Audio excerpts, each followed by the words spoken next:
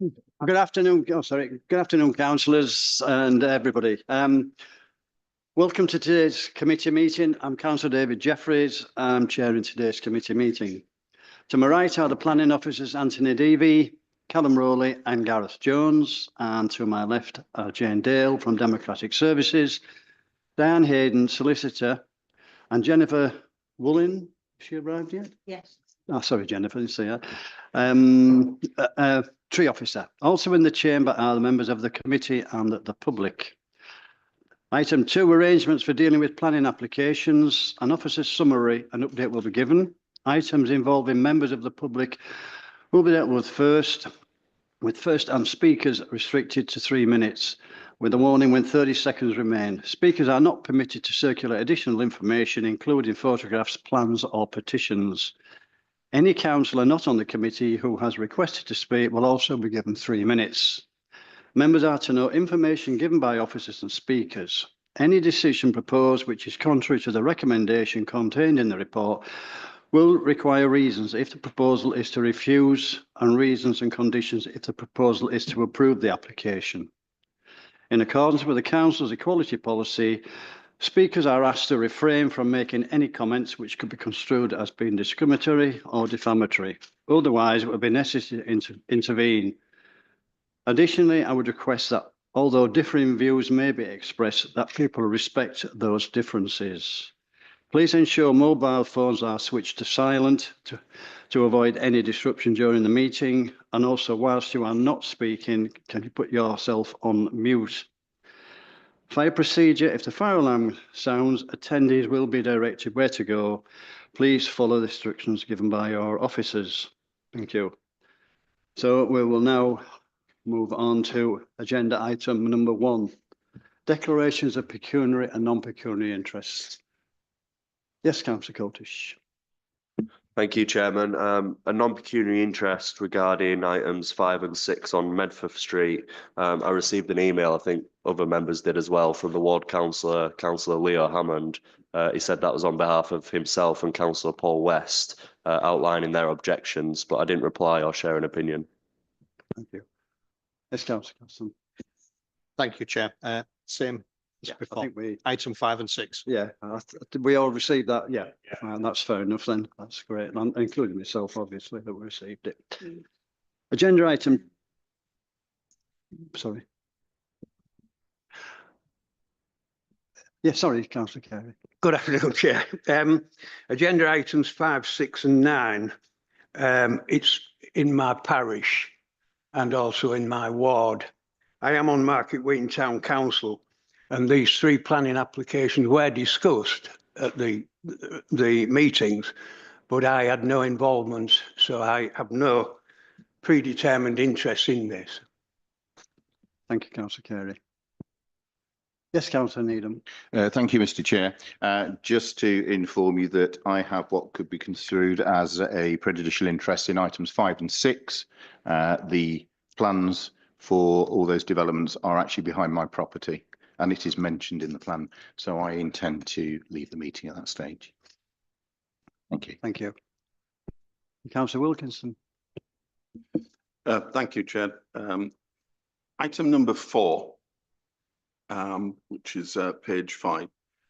Although I have no interest whatsoever in this one, I am the ward councillor and I have dealt with it on a number of occasions dealing with the officers, and I think it would be inappropriate, given the amount of time I've spent dealing with it, to be seen to vote on it. So whilst I don't think it's necessary to leave the room, I will not be speaking or making any decisions on it, and I would abstain from that if that's okay. On item number 6, I too had an email from Councillor Hammond, as we discussed, but I also had an email from the applicant. I've made no comments in reply, and so I have had those. Thank you. Thank you. Any other declarations? No. Thank you very much. And therefore, now we will move on to agenda. Sorry, we'll move on to agenda item number 2. To approve as a correct record the minutes of the meeting of this subcommittee held on the 14th of January 2025. All those in favour? Thank you. Agenda item number 3, withdrawals. Have there been any withdrawals? Thank you, Chairman. There are no withdrawals. Thank you. Right, we shall go on to the next one, which is agenda item number 4. This one is for regarding tree preservation order. I'll bring Jennifer in on this one. Thank you. Thank you, Chair. I'm bringing Kilpin number 2 back for reconfirmation. The administrative error meant that we failed to confirm this preservation order in time. As of last time, there is 1 objection. We feel we've the issues can be overcome as agreed at the August meeting. We have met on site with the complainant, the tree owner and the tree surgeon, and there is an application in the planning system at the minute for pruning works to this tree. So we look to confirm, please. Any councillors got any comments on this application at all for a tree preservation order on the tree? Yes, councillor Robson. Thank you, Chair. Can we just go straight to the vote to confirm this tree preservation order? Yes, certainly. If nobody else. I move to confirm it. Do you have a seconder on that one? Thank you, Mr. Chair. I'll second that. Thank you. Right. So we've had councillor Robson proposal, councillor Needham to second. All those in favour of the TPO, applying the TPO for this thing, right?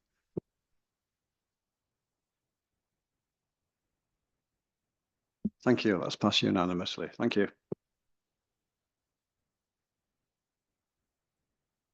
Councillor Wilkinson, 1 abstention. Right.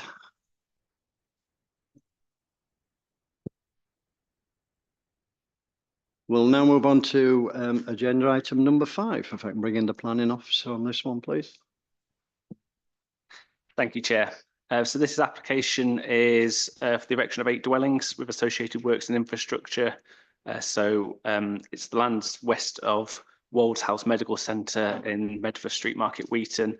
So there is no update to be provided as part of the application. Thank you. Thank you. We have 2 speakers today. The first one is Mr. P. Baldwin, the objector. Would you like to, is Mr. Baldwin with us? Ah, there he is. Yes, please sit there, Mr. Baldwin. You have 3 minutes and then a 30-second warning will be given. Are we on there? You're on now. Right, yes, just to thank put you in perspective, I live on Medford Street. I live 2 houses beyond the doctor's centre, and the property that we're talking about, the land, the plot behind is behind my house. Okay, I'll read as much of this because I've only got a limited amount of time. So to build further houses here would add to an already intolerable traffic problem. An estimated 200 residents' vehicles are already based in Northgate Vale, Medford Street, and the Lister Gardens area. A new development could add even more, perhaps 60+ vehicles. I went round last summer and I counted as many as I could one nice evening, and even then, that number was not all the vehicles being there. The route along Northgate Vale and Medford Street includes several dangerous junctions and 2 very narrow sections. The entrance from Northgate Vale to Medford Street is very narrow, and there's a blind junction straight after it where it goes into Lister Gardens. And the other one is outside the medical centre, which causes problems because outside the medical centre, opposite the two houses, and one of the houses parks the cars outside. And great care is needed when you drive down this road because really it's not designed for a high volume of traffic. The length from Northgate Vale to the end of Medford Street is probably about 1/3 of a mile.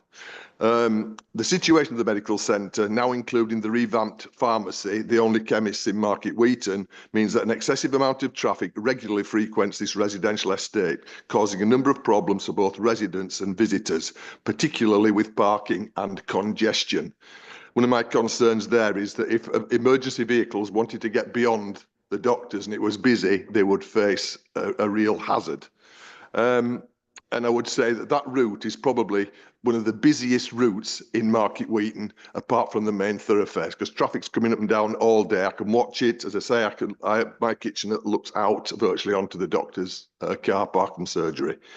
The medical centre is a town centre facility and not really designed for a feature for a private residential estate. The erection of 191 properties just south of the Medford Street estate will add even more patients to the doctors, and also this is going to add even more traffic to the that will be coming down Medford Street to the doctors. You have 30 seconds left. Okay, thank you very much then. So this development, do we really need further houses? I've mentioned the idea that the potential problems for emergency vehicles, utility vehicles, the children play area. And the final thing is that at the end of Medford Street, just beyond where I live, this is where they will turn from Medford Street into this new proposed development. That is a blind bend and it is very dangerous. And a lot of traffic, as I say, the people come down to the end there and they turn round. Now, anybody coming out of a new estate there would have to be very big. In fact, you can see the picture there. It's there on the screen. That is just beyond where I live, and that's where they're turning in, and it's not the best place to be turning in. That's okay, Mr. Cooper. Is that Thank you very okay? much. That's okay. Thank you. Thank you. If you just turn your microphone off for the moment. as I well. will, yes. Thank you very much.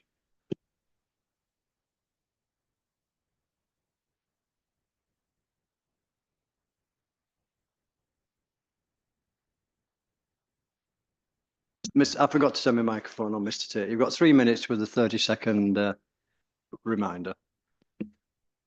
Thank you, Chairman. So members will have read the comprehensive report by your planning officers on this proposal. It's only for 8 dwellings, this scheme, although there's an application coming up for 21 dwellings on the immediate site next door, both recommended for planning approval.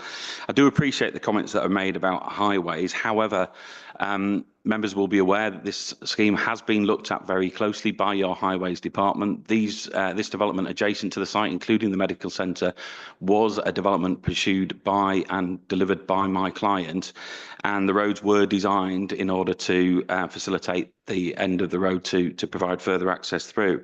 In fact, there was an appeal on a site at Oak Lee for a further 17 dwellings that members might have been aware of, which is off this same road, and was taken to appeal, and it was allowed on appeal, including an application for costs against the council, but that one was allowed, and it considered the implications of any additional traffic on Northgate Vale.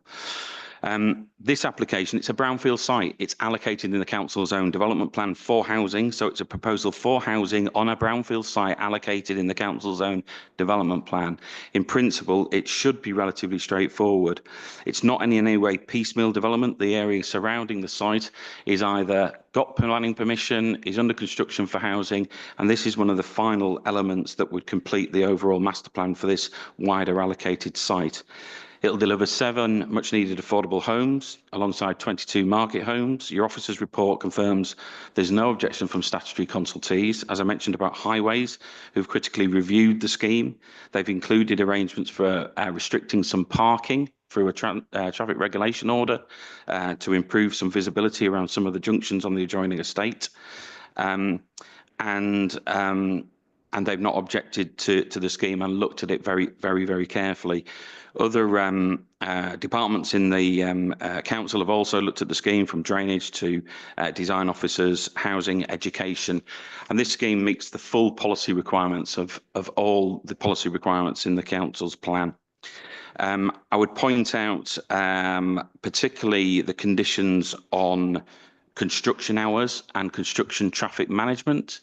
So construction traffic doesn't need to come down Northgate Vale. It can come through the adjoining industrial estate. You have 30 seconds left. And the construction conditions deal with that.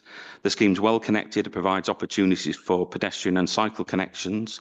And I hope members will see that this is a well considered and thought through scheme that completes the master plan for this wider development site. It's recommended for approval, and I hope members will be able to support it. Thank you. Thank you very much, Mr. Tate. Thank you. Right, put this open to, I'll start with Councillor Carey as this is ward. Yes, Chair, I know this area very well, being it within my ward.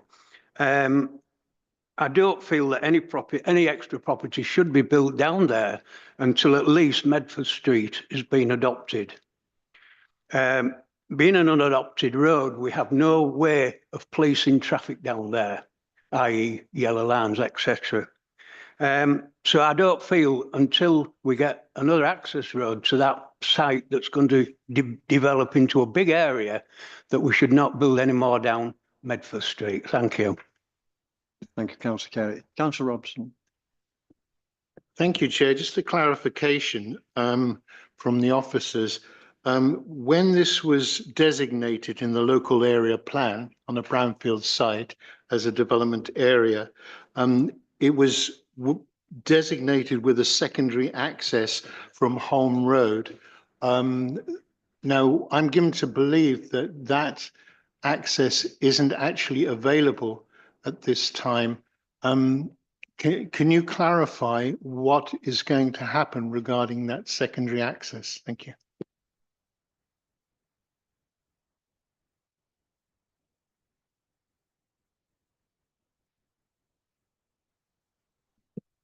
So thank you, Chair. But I can only say what's going on with this application. So at the moment, there is a approved development to the south, which has no linkages into this application site.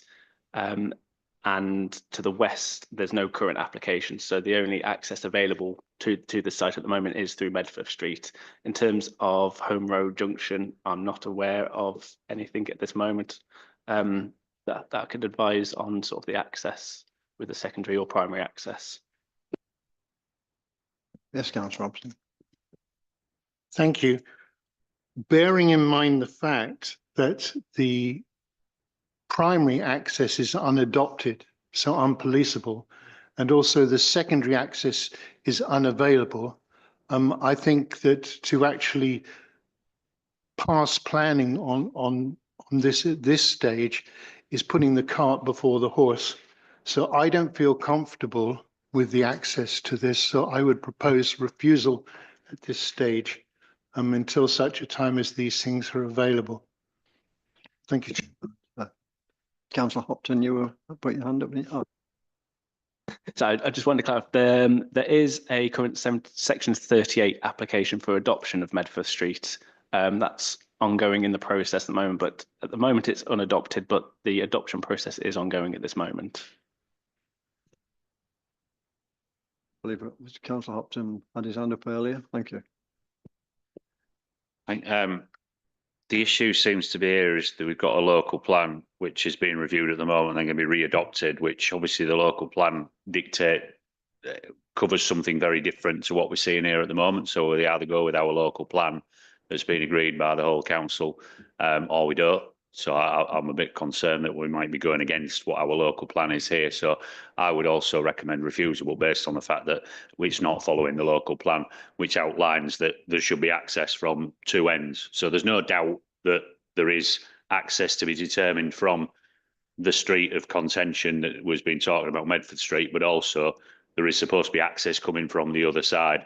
So it does seem a little bit piecemeal. And where is the joined up process for the whole thing around the whole local plan? We've seen this in other settlements that we can all sort of liken to throughout the county. I've seen Councillor Gill there with his hand up, and he's seen that much great little bits added on to Brough all over the place. I've seen it in where I live, and we all have. And I just think that if we've got the local plan, we should be adhering to it, and that clearly says something different to what we're being presented with today. Thank you. Was it Councillor Bobo who wanted to speak? Just a very quick question. Just bearing in mind from what the officer has just said, is there a danger that this second access road may never get built? I suppose at the moment we can say that there's no current application to link into this specific site. Whether that comes forward in the future, I can't obviously say at this moment in time, but there's a possibility it will do, and there's a possibility that it won't do, but that's obviously outside the control of planning officers. I believe it was Councillor Gill next, I think it was. Yeah, thank you, Chair. Yes, yeah. Councillor Hopton hit the nail on the head. I think it's a bit piecemeal, personally. We've got, really, we can't, in a way, we can't ignore the fact that this is two applications together that mean the one thing. I mean, you can see, simple, to live in these proposed houses, particularly the other one that we're going to talk about as well, you're going to have to go through two estates to get to the third one. But yet there's an access road that's going to be blocked off just for a small number of houses. Is it Brooks? Sorry, I've forgotten the name of the other access. Is it Becklands Lane, I think? Yes, that's it.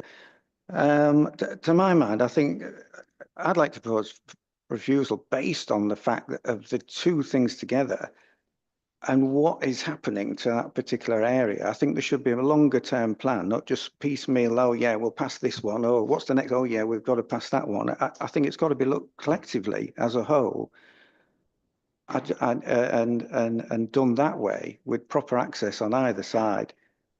I just don't agree with what's in front of us for that reason. So that's where I'm coming from. Thank you. Councillor Meredith, you had your hand up. Thank you, Chair. We now have two proposals for refusal, and I think I'll be seconding one of them, to be fair. But I've just a question, if I may, before the rest of my comments. Is this the first application from the site that includes 464 houses total that's come to this committee?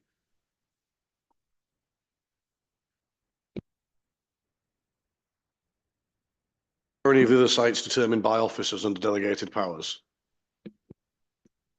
I can't say off the top of my head, so I'm not entirely sure on that one, Councillor. Well, as the second longest serving member of the committee behind Councillor Wilkinson, I must admit I don't remember seeing any other applications here. And so it was pointed out that other elements of the site by the agent, by Mr. Tate, other elements of the overall allocated area for the total 464 have either already been approved or already underway or whatever it may be. But that was between applicants, residents, town council and officers. This is the first time we, as the Western Area Planning Committee officers, have ever looked at any applications in this vicinity. So for me, there's three problems that I'm very concerned about, and they've already mostly been touched on. Number one is that in our local plan from 2016, which was only written 9 years ago, so it's not like anybody's not had the chance to read it yet, it does specifically say that a prepared master plan for the whole site must be submitted to and approved in writing by the planning authority. That hasn't happened. Another point it makes is that sustainable urban drainage must be across the whole site. That hasn't happened, to my knowledge. And the third point is that it must have access from Home Road for all the properties. Well, this doesn't. And in a conversation with Callum earlier, I was informed that highways officers are actually objecting to linking this up to the wider site. So potentially that would be stopped. If we add on to that what Councillor Robson and others have already said about the fact that it's putting the cart before the horse, I think was how you phrased it. I don't think we should be suggesting that what is a private road be used for access to a site that this council then grants planning permission on, based on everything I've just said. It might be piecemeal, and that might be developers of different parts of it needing to work together. But that's not a problem for this committee. A problem for this committee is my concerns that I've just listed. Therefore, I'm very worried about this, and I would have liked to have seen officers display a stronger objection to previous elements rather than us having to effectively drop the hammer now. As things stand, though, this is our first chance to do so as a committee, and I'm happy to second either councillors Robson or Gill, or if one seconds the other, support them in their proposal for refusal. Thank you. Councillor Wilkinson, you wanted to speak? Yes, thank you. Thank you.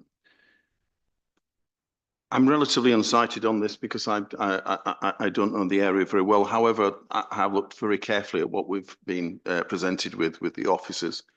I do understand how the objector feels in terms of many of these locations have traffic that's going to be going through their road, and I do understand how they feel. However, we can only look at what our experts tell us, and our expert in highways states that they, and I quote number 6.26, that the highways officer, that the access to the site is very tight but sufficient visibility around 2 Medworth Street. But the proposal includes a small build-out section for the highways, which provides sufficient forward visibility, given the limited amount of traffic. Now, we and others may disagree with the fact of your statement, but we, as this committee, should take view of our expert. And indeed, if this went further, then the inspector would look at what our experts told us, and this is what they're telling us. So I'm afraid we are where we are with that. As far as the site is concerned, it is, as was being mentioned on a number of occasions here, an allocated brownfield site within our local plan. We are not here as a committee to argue our local plan. I've been informed of that on a number of occasions with my arguments to local plan. We are just here to look at what's in front of us now. And what's in front of us now is an application that states quite clearly what it's going to do. And the officers quite clearly have laid out conditions to ensure that that's acceptable. We can only deal with what we're looking here on these papers, not what we think the local plan should say, what we think it does or does not. That's not our preview here. So we must not argue over that, and we must look together as to what the officers have done and how they've conditioned it. And I am as frustrated as anybody else that at times I don't think the local plan, it goes into great detail enough. The trouble is, it is what it says. It's a strategic plan and it can't go into detail. So I'm afraid I disagree. I think we have no alternative but to look to approve this in line with officers' recommendations for the very reasons I've stated. Thank you very much, Councillor. Yes, Councillor Coltish. Thank you, Mr. Chairman. While I sympathise with the concerns, I do find myself agreeing with Councillor Wilkinson. I think the government, this current government, have made it very clear that they don't care about residents and that they'll be looking to overturn any refusals from members and from residents at appeal. So while we shouldn't vote based on the threat of appeal or something being overturned on appeal, because we have to have strong planning reasons to do so, which we should be confident in defending at appeal, I think it's a better option for us to try and strengthen the application that's likely to be approved here for the benefit of residents, rather than refuse it, have it decided by someone else who doesn't live in the area. So that being said, would it be possible as part of the defer and delegate to have the application deferred until that road's adopted and proper traffic management plans can be imposed until and then construction can begin?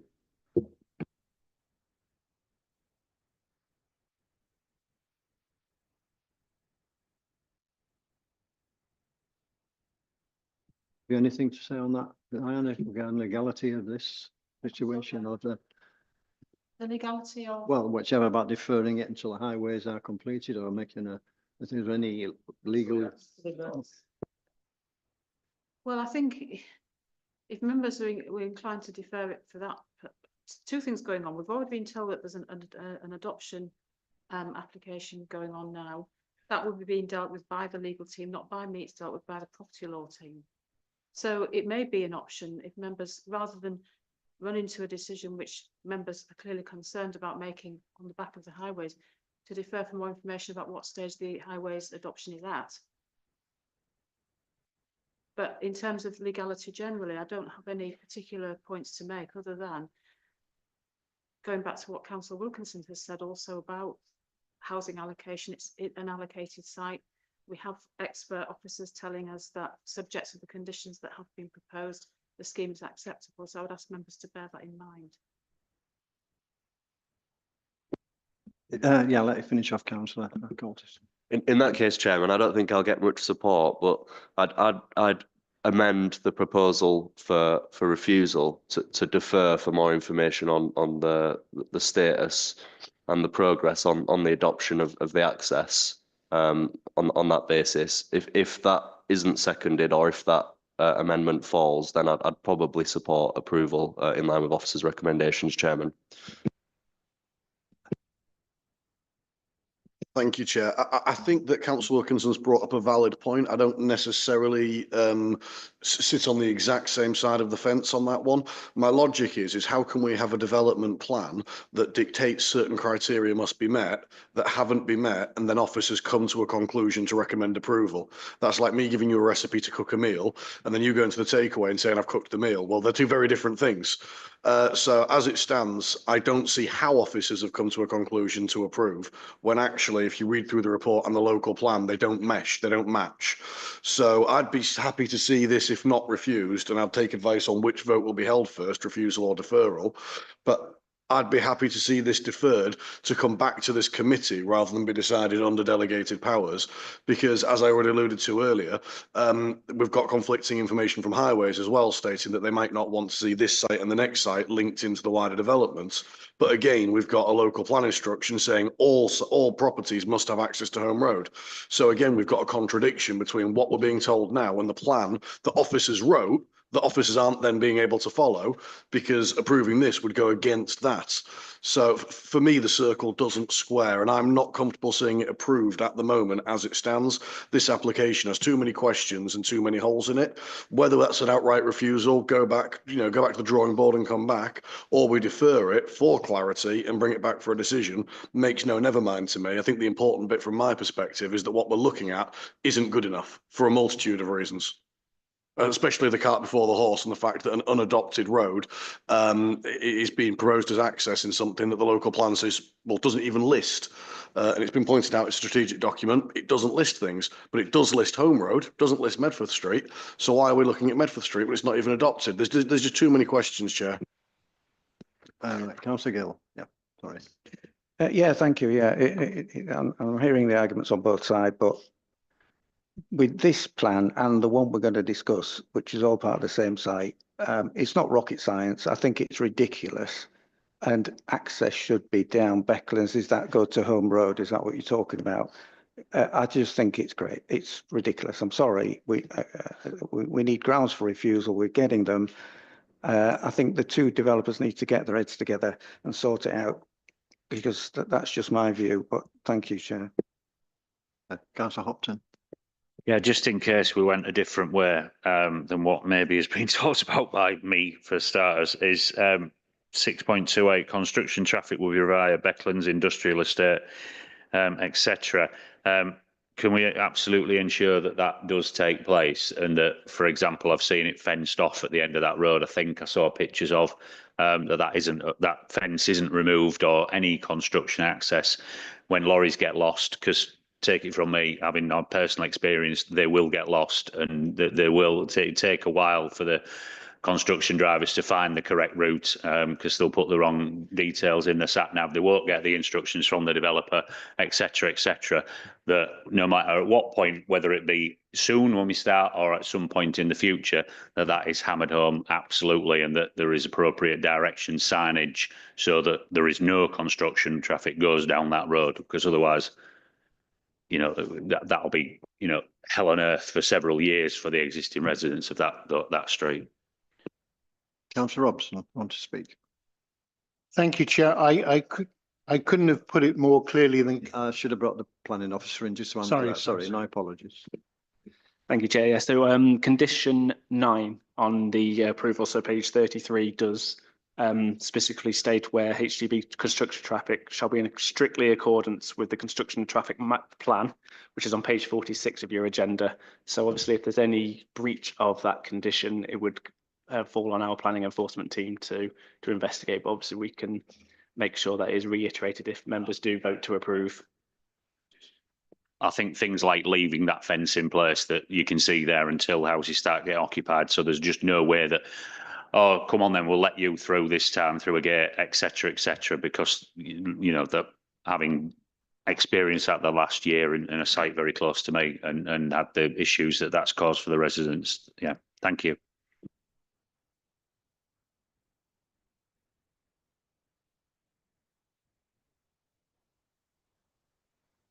Sorry, Councillor Robson. Sorry. Thank you, Chair. I'm not comfortable with this at all, as it is. I couldn't put it any clearer than Councillor Meredith has put it. It's basically an incomplete application. There's certain things that are just not there when they should be there. The local area plan does actually stipulate a secondary access from Holme Road, which doesn't currently exist. Also, the primary access is currently unadopted. There is no guarantee that either of those are going to be sorted out. At this stage today, we can only deal with what we've actually got at the moment. So I will reiterate that for the following planning reasons, the insufficient access in that one side is the primary access is unadopted and the secondary access is currently unavailable. Overdevelopment, which has been pointed out before by the objector, and loss of amenity for those people who already live on the road. And I would again ask for support in refusing this application. Thank you, Chair. Right. Councillor Carey. I will second Councillor Robinson's proposal. I don't think we're short of seconders at the moment. Thank you. Did you want to speak, Councillor Upton, again? Oh, no. Oh, sorry.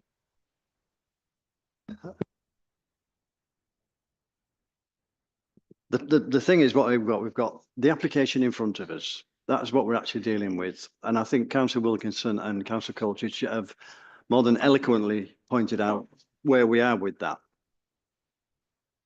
Quite rightly, it's been pointed out, as I say, about that the government will just move on with this.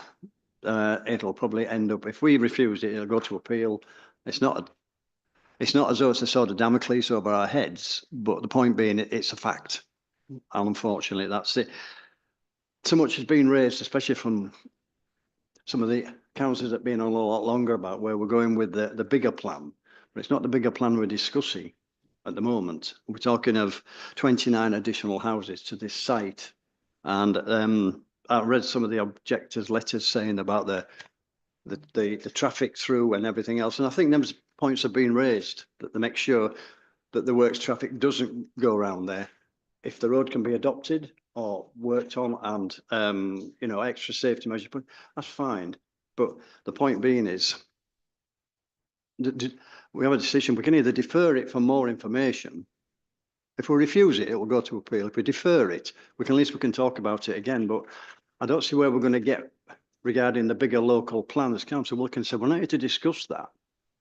We're here to discuss this application for 8 homes, 8 additional homes.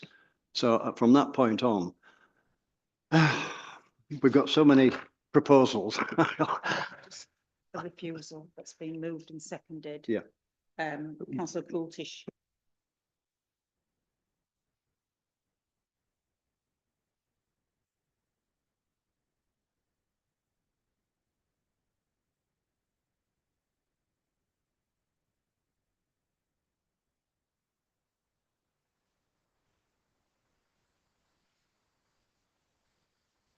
A lot of reasons have been put up for refusal, but to speak on this actual plan itself, what are the qualified reasons for refusal? Yes, Councillor Robson.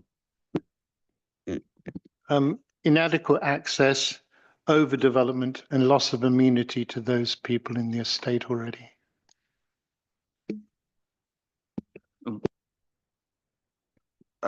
Yes, overdevelopment with 8 houses. That's all it is, 8 houses. That's what we're looking at, not the 400 and some, 8.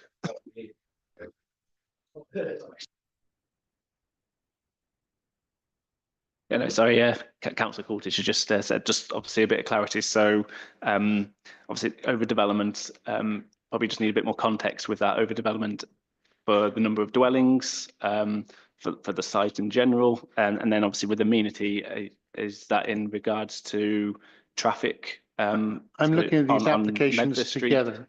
I'm looking at these applications together. And together it's overdevelopment without the extra access. Don't forget, we can't assume that the secondary access will be available. We cannot assume that. We also can't assume, right, that the primary access is going to be adopted. There's too many ifs here. And so consequently, as I said, it's putting the cart before the horse. We shouldn't actually have this in front of us, in my mind, at this stage. But there you go. It is in front of us. And because of that, if these things had been sorted out, my view would have been totally different. Thank you, Chair.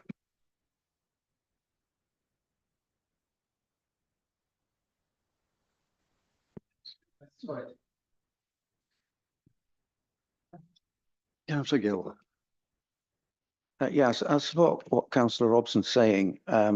It's a pity we're talking about this one first and not the other one, perhaps. Sorry, I'm just lost for words on these two. The next one that's coming as well.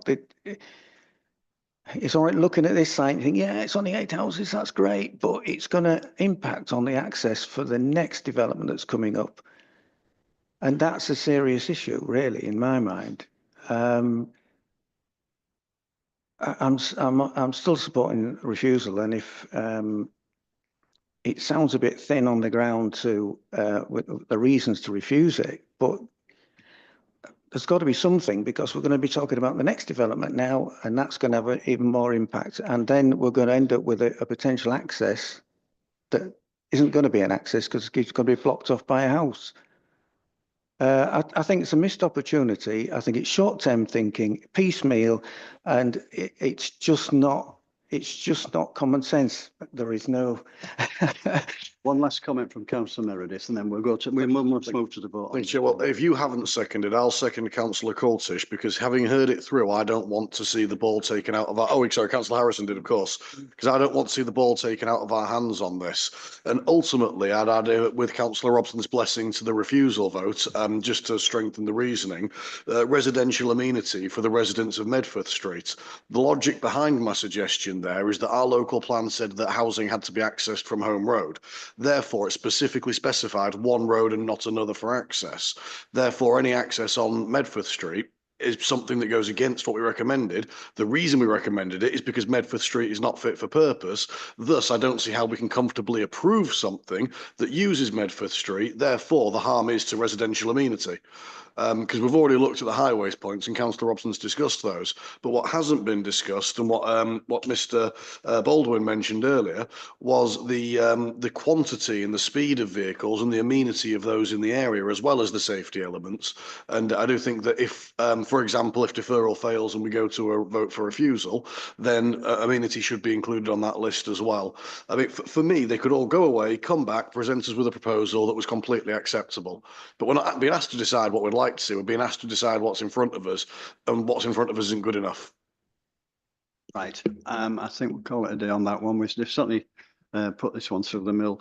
So I think basically we should be really looking for council agreement for a deferral, because again, this application will come back, and then we're going with, and again, it's for 8 homes. So I would put forward, it was proposed by Councillor Coltish, seconded by Councillor Harrison, for deferral. So we'll go to the vote.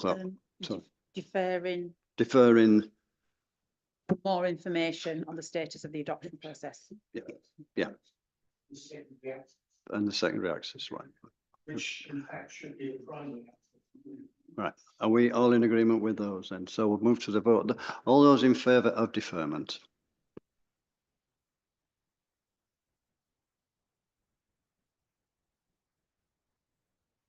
That was carried unanimously. Thank you very much. Now we'll move on to item number 6.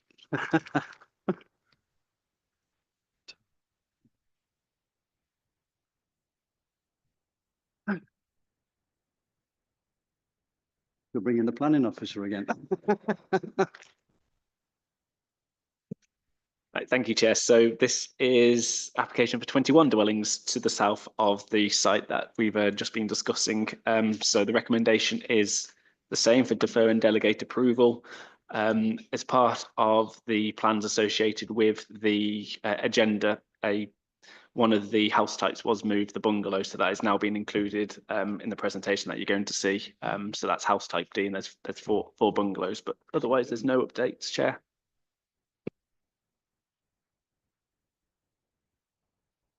Right. Right, thank you very much. Right, again, we have same two speakers again. So the first person on this one is Mr. P. Baldwin, objector.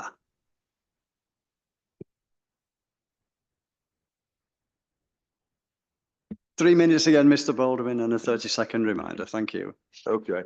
I can't really advance on anything that I've just said because I've seen the two things together, because one's the 8 are down one side and the rest are further over. So it's the same problem. It's the traffic coming down Medford Street. We've seen that. I know the Highways Department said this, that and the other. They don't live down there. And I'm concerned about the people that live down there and children.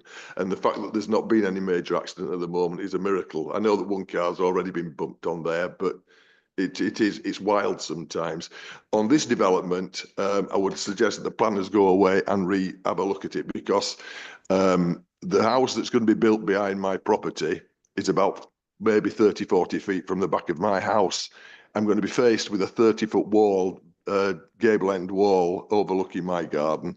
It's going to damage the garden because we're not going to get the sunshine that we've had, but it's just too close. If they were pushed back and the garden was between us and them, then that'd be more acceptable. The other thing I can say as well is that I appreciate that these houses, you know, we need houses to be built, and had there been access from Home Road, which is a sensible thing, then that would be fair enough. But at the moment, to put more traffic down Medford Street is ridiculous. And this is a big council tax area as well. And it's, you know, I'm afraid that it would be, I've used the word intolerable. Thank you. I don't know much to say. Thanks, Mr. Baldwin. Okay. Obviously, the next speaker again is Mr. Tate, the agent. Thank you.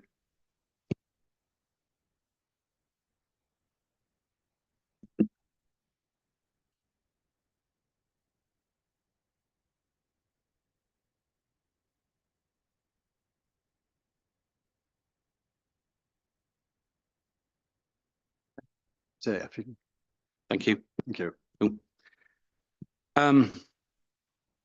So listening to that debate was extremely frustrating. The fact is that for whatever reason, members are clearly not briefed in terms of understanding this site or the development or the site as a whole. This site is part of a much bigger site. It has an access from the rebuilt roundabout on the bypass, and most of the development comes in from there. If you read your own local plan, it says proposals for vehicle access to Home Road to serve the majority of the site. It comes from the other end at that junction with the bypass. It just serves the most of the development. This is a small bit that's just off Northgate Vale. I mean, it's a really simple point.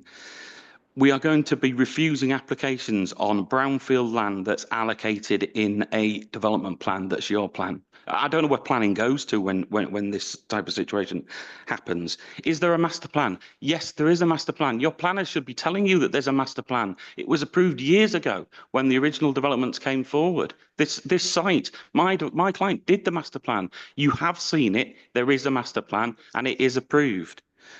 The 38, it's under bond with your council for approval. It's only under maintenance. If you've got a problem with the road, put a condition on that says the houses won't be occupied until the road's adopted. Simple, done. Easy as that. Highway officer, recommending approval. Members should know and be briefed in planning terms. You cannot go against an officer's recommendation in highways unless you've got technical evidence to justify that. With due respect to the member of the public and the points that have been raised, they are vague assertions about 8 dwellings. I mean, it's bizarre. The test in the framework is highway impacts have to be severe. Severe. The bar is up here. This is 8 dwellings. I appreciate that some of the comments that have been made, but they're farcical. This is why the planning doesn't happen and why houses don't get built. You've got controversial applications on greenfield sites elsewhere. This is an allocated brownfield site in the urban area, and it still potentially could have got refused. This is one developer. You've got two applications only for the sake that the one for 21 dwellings had a previous application for a care home on it, who that care home operator has since departed, and that application was changed to a scheme of 21 houses. The two are seamless in terms of when you put the ones together. There's no vagueness or about it. Construction access. Easy as anything. If the condition says you come through that direction, you come through that direction. Members have not been briefed well enough. This application will have to be deferred because I can't see any other reason you'd be doing it. But hopefully when it comes back, members will have a better briefing from officers and understand the scheme better, because this has been an absolute joke. Thank you. It's all right, thank you.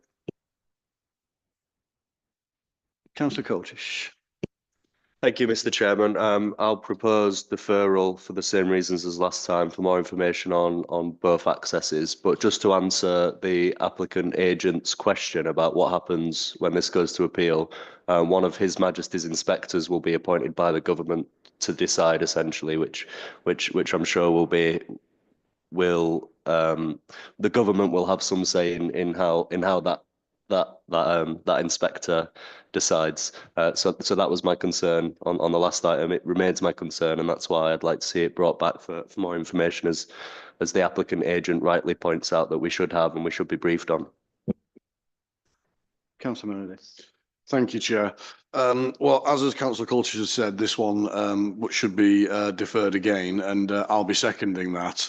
For another reason, at 34.10 of our local plan, it says that where are we? The development must have a comprehensive sustainable drainage systems plan for the whole site. I haven't seen one of those. When I asked officers in this morning's chairman's briefing about the master plan for highways and for access, I was told that highways officers are actually objecting to linking this element of the site up with the larger element to the west and to the north. In short, we may or may not have been briefed correctly, but what I do know is I've got questions that the applicant has now been given the opportunity to go away and answer, which means actually we will be in a position to make a decision on this next time, because they know what our concerns are and they've been given the opportunity to prepare the information to put in front of us. When it comes to drainage, when it comes to access to Home Road, when it comes to linking this up with the wider site, we have questions. These questions aren't in our reports. The answers, sorry, aren't in our reports. The detail we need to make an informed decision on this isn't available to us. The conditions aren't stringent enough for me. Condition 9 makes no mention, for example, of when the new measures would have to be installed on Medford Street, the double yellows at junctions, for example. There are things that we could either make up on the fly here, or we could have done properly. I, for one, am all about trying to make sure this is done properly to address the valid concerns of the objector with the planning policy compliance element of a brownfield site in an allocated area. So there is merit to both points here, and what we have in front of us doesn't really solve either. So for me, this is a question of go back, do it again, fill in the blanks, bring it back to us, and we'll make a decision. But until that's done, we can't. So I'll be seconding deferral. Thank you. Was it Councillor Wilkinson? Did you put your hand up? I'm sorry. Yeah, I wasn't sure if the proposal had been seconded by Councillor Meredith. Was it? Fine. Yeah, okay, I was so lost in the length, it was difficult.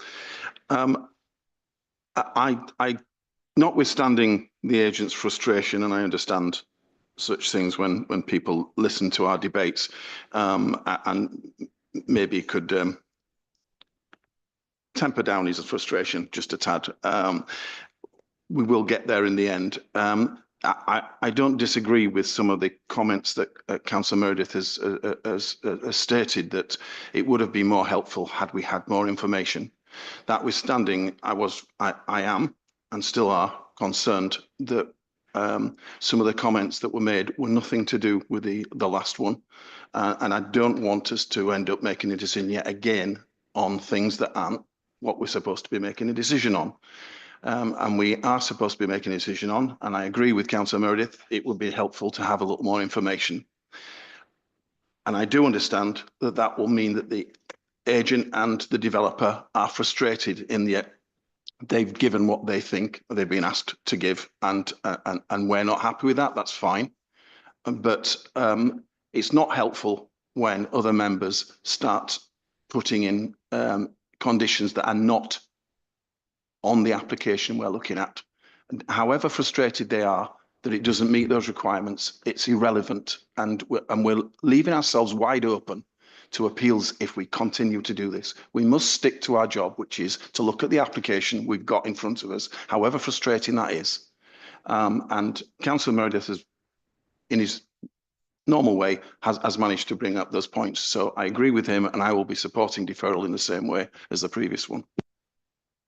Right, Councillor Robson, and then we'll swiftly move on to the vote on this. Thank you, Chair. As I said from the beginning, this was brought to us in haste. We didn't have complete information.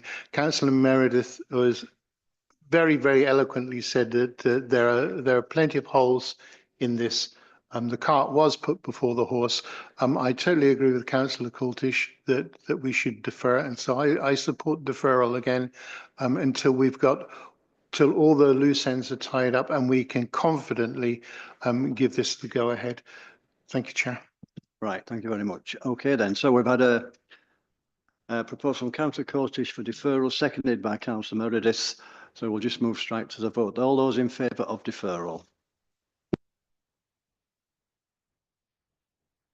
Right, that was carried unanimously. Thank you very much indeed. Thank you.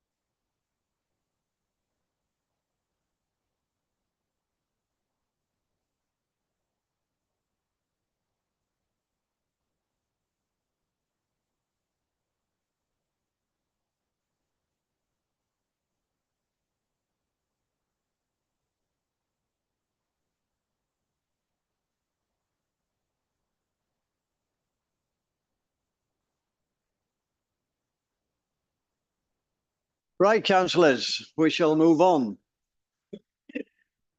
Councillors, please. Right, next item is agenda item number 7. I'll refer to the planning officer on this one.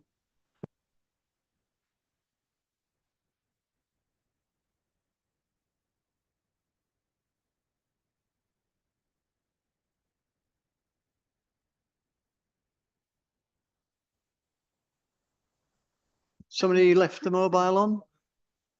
It's coming from over there.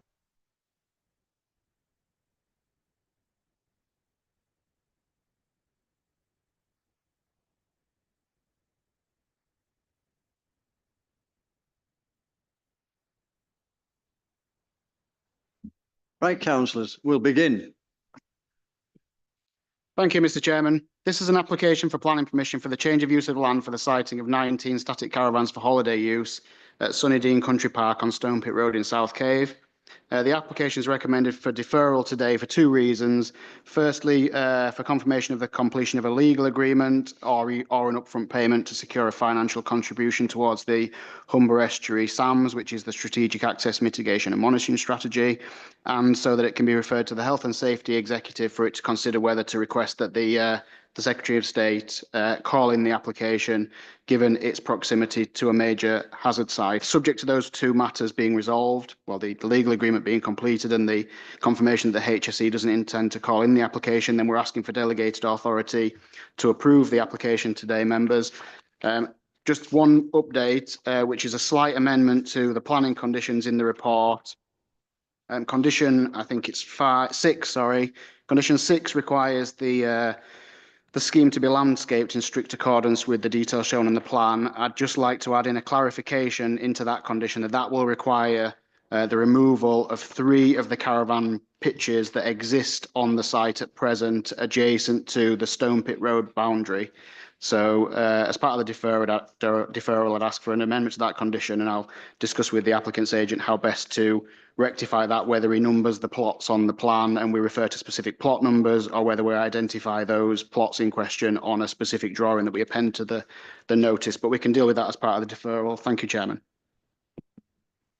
Thank you. We have one speaker on this one. It's Mr. M. Simmons, the agent.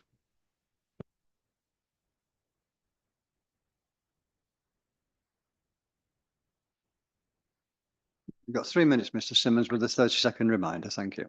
Thank you, Chairman. Thank you, committee, for your time allowing me to speak today. I'd like to start by commending your officer very highly. The report is absolutely comprehensive, very impressive. The planning officers worked with us diligently all the way through the planning process, raised issues that needed addressing, given us the opportunity to provide further information on drainage, biodiversity net gain, trees. We've amended the plans to get the optimum layout that has the least impacts, but still delivers a viable site. Our clients have invested heavily in the site since they took ownership, and they intend to make this an exemplar site. We have worked with a lot of tourism sites across Lincolnshire, Yorkshire and Nottinghamshire, and this is going to be a really fantastic site. I think the one key critical point I'd like to cover, because the officer's report is comprehensive, covers residential amenity, visual amenity, highways, and concludes there's no harm in any of those regards. The Health and Safety Executive has obviously put comments in, and if you're minded to approve today, what I would like to say is that local planning authority has the comfort and the cover that if you are minded to approve today, and that would be a deferral initially, this would then go back to the Health and Safety Executive, who would then decide whether the risk is of a level in their opinion that requires it to go to the Secretary of State, and then the Secretary of State would then make a decision as to whether to allow us to go forward or not. So powers that have expertise in this field, particularly the HSE and the Secretary of State with their remit, would review this and would then make that decision. So I don't think that decision rests entirely on the planning committee today. And I think that is a really key point that the officer covers really well in their report. The application was previously approved in the same circumstances. Nothing's changed physically on the ground. The risk isn't any different today from the last approval. So it would be fair and reasonable for this to go forward for approval again. We're very happy to accept all the conditions that have been put forward by the planning officer. We have provided a legal agreement, which I've sent to the planning officer, which will provide the full financial contribution that's been requested. Hopefully that is on the officer's desk, but I can promise you that it's been signed and it's been sent. You have 30 seconds left. Thank you. The condition that was just mentioned, that absolute 100% will be happy to work with the officer to annotate a plan or agree a form of words that secure that. And we very, very much hope you can support the officer's recommendation and approve this application subject to the deferral. Thank you very much. Thank you very much, Mr. Simmons. Thank you. Right, I'll put this one up now to Councillor Coltish. Thank you, Mr. Chairman. I probably should have declared at the start, so I'll do so now, that I'm the Cabinet Member for Tourism. Obviously, this isn't an East Riding application, so it's non-pecuniary and non-prejudicial, but you know, in that role, I act as a champion for tourism. I just think it's helpful to say that for the sake of transparency. I'm not a health and safety expert, and hopefully if the new Minister for Health can stay off WhatsApp, they'll be better briefed on the you know, the specifics of the health and safety themselves. But in my humble opinion, this health and safety concern is nonsense. So, you know, we have a glass factory in Goole with God knows how many megatons of gas underneath it, and if there was an accident to happen there, all of Goole would be gone. So I think that's a nonsense personally, but you know, we are where we are. So in light of that, I think it's a good scheme. It was good to hear that the applicant's agent is passionate about providing good quality tourism facilities in the East Riding. You know, we have a massive tourism economy which continues to grow, and we're really proud of that. So I'm happy to support this application insofar that I will recommend deferral and then subject to the completion of necessary legal agreements, etc., as outlined by officers' approval. Thank you, Chairman. Councillor Robson. Thank you, Chair. I've got mixed feelings about this. It's no secret to anyone in this planning committee what I think about static caravans. They're plastic people boxes, and I don't like them one little bit. Because Flamborough is in our ward, you'll understand why. However, what I think about these things is neither here nor there. What gets me about this one is that it was brought in, it was referred to our committee by South Cave Parish Council, and I don't see a speaker from South Cave Parish Council. It was also objected to strongly by the other Ellicott Parish Council, and I don't see a representative from Ellicott Parish Council. So obviously the parish councils don't seem to be able to put their money where their mouth is. And for that reason, and for that reason alone, I will second Councillor Coltish's move to approve this. Thank you, Chair. Thank you, Councillor Robson. Councillor Hopton.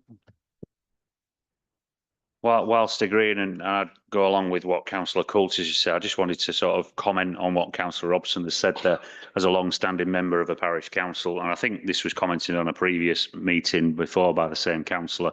I don't think it's fair to insist that parish councils who are volunteers by nature, unpaid, then come along having made their points in writing to actually then verbalise those points. I think that's unfair and unnecessary, to be honest. And really, we should be looking to support our parish council colleagues on these things, not complain and castigate them when they don't come along to speak in person at a meeting when already having had those written down. Thank you. Sorry, it was Councillor Bogle next. Yeah, thank you, Chair. Yeah, I'd like to support this application. I think the reservations from the parish councils are probably based upon what has or hasn't happened when it's been under different ownership. But there's new owners now, they've clearly got plans what they want to do there, and I fully support it. A location off the A63 may not be everybody's ideal location for a holiday home, but we're all different. So yeah, I'm quite happy to support this, and I wish the applicant every success. Thank you. Thank you. We had Councillor Gill. Yeah, thank you, Chair. Yes, Rich and I have let you all speak first because it's in our ward, is this? So we're asked to sort of reconfirm something that's already there. As you can see, there's already caravans or holiday homes on site already. There has been some resistance from the local parish councils. I think static caravans are a bit like Marmite. You either like them or you don't. I think in case of Councillor Robson, he doesn't like them. I'm okay with them. I think it's good for tourism in different places and provides a need. I don't particularly agree with the site where it is, but that's not a planning decision. I think, you know, trying to attract people to come and even buy and frequent the site on a regular basis alongside the A63 and the noise, it's not the ideal location really, with all the pollution and everything goes with it, but we're not here to decide that. I welcome the fact that it's a reduction in the number of the units, and it's going to be built into the planning condition that they can't add any more. Because sometimes when a caravan site license comes along, or it has in the past, if it was just a change of use for a static caravan site, the site license almost supersedes the planning agreement. They can get as many vans on as they like, providing it's got the health and safety distance between them. But fortunately, this has got conditions to restrict that, and it's more like a house planning application, really. So as these things go, looking at it, and I've considered the objections from the parish council, and I empathise with that. But we are where we are. We're not. It's already running, and I think we've no objection. There's no objection but to support it, really. No option, should I say, but to support it, unless Councillor Meredith thinks otherwise. Yes, Councillor Meredith. Being the ward councillor, I thought I'd give you the last word, so to speak. You know Thank what I you. mean? So- I usually get all the words, so it's probably better to put me at the end, to be fair. Thank you, Chairman. We'll just take the comments in order then. Firstly, I think it's fair to say that Councillor Gill and I are both fantastic, and so our parish and ward town councils know that they can leave it in our capable hands and don't need to come here. I can understand Councillor Robson's perspective with all the other wards in the East Riding, though. Those town and parish councils should be down here. Modesty becomes you. But on a more serious note, I think Councillor Boville's hit the nail on the head with this one. There has been historic issues and frustrations with the site, and as was described by the Speaker, Mr. Chairman, that was previous ownership. The fact that it wasn't built in line with its original permission, the fact that screening wasn't installed, the prominent locations of visibility and the lack of screening means that what we have here is an application that will improve the site. It will be better screened. It will be smaller, it will be limited in size. This is what we should have seen to begin with. However, I am torn because, as Councillor Gill's also highlighted, it's not really an ideal location. It's within a protected wildlife habitat, wider area. The high landscape value area as well is somewhere where I don't really think we should be building lodges. And whilst I am actually a fan of the lodge premise, I can't argue with Councillor Robson's conclusion that they're not the most attractive of buildings and structures out there. And so for me, I'm really tempted, because let's be honest, there is no planning permission on this site now. If this gets refused, it's got to be cleared away. And in my mind, that is the best situation. Seeing this removed from the area is the best outcome for the area. But then the pragmatist in me steps up and says, is that a defensible position? No, not really. So I will be reluctantly, well, in fact, I'm probably going to abstain because I can't bring myself to support approval, but I can't justify not doing so. So I think I'm going to bow out on this one, Chairman. Thank you very much. Right. So we've had a proposal from Councillor Coltish for deferral as per officer recommendation, seconded by Councillor Robson. All those in favour of approving officer's recommendation for deferral?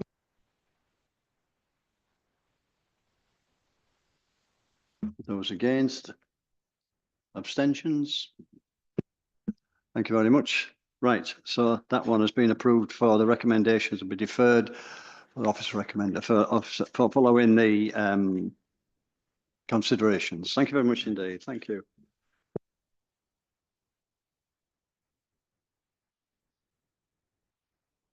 Our next planning application is agenda item number 8. Thank you, Chair. This application is a householder application for conversion of an existing outbuilding to a home office and the erection of a recessed access and gates with a wall to the front. So at Westfield House, Low Catton. The recommendation is for approval with conditions. The application is brought to the committee at the request of Low Catton Parish Council, who had concerns about the character of the area and development of the site in general. There's no updates, and I think there is one speaker. Thank you, Chair. Thank you. Yeah, we have on this agenda item, we have one speaker, Mrs. A. Barber. You have 3 minutes, Mrs. Barber, 30-second reminder. Thank you. Thank you very much, Chair. Good afternoon, everybody. Let me introduce myself. I'm Angela Barber. Together with my husband, Andrew, we're the owners of Westfield House in Low Catton. My husband and I know well and respect the beautiful village of Low Catton, having lived just a few miles away in the village of Bolton near Pocklington for nearly 20 years before buying the land and the derelict farm buildings in Low Catton. I've also worked in nearby Dunnington for 15 years before leaving to co-found a local company headquartered here in Beverley. So knowing the area well, we would only wish to further enhance the look of the village by building our new home there, which is currently under construction. I appreciate you won't all have seen the site. There's an existing dilapidated small outbuilding that we'd like to convert into a home office in its current footprint.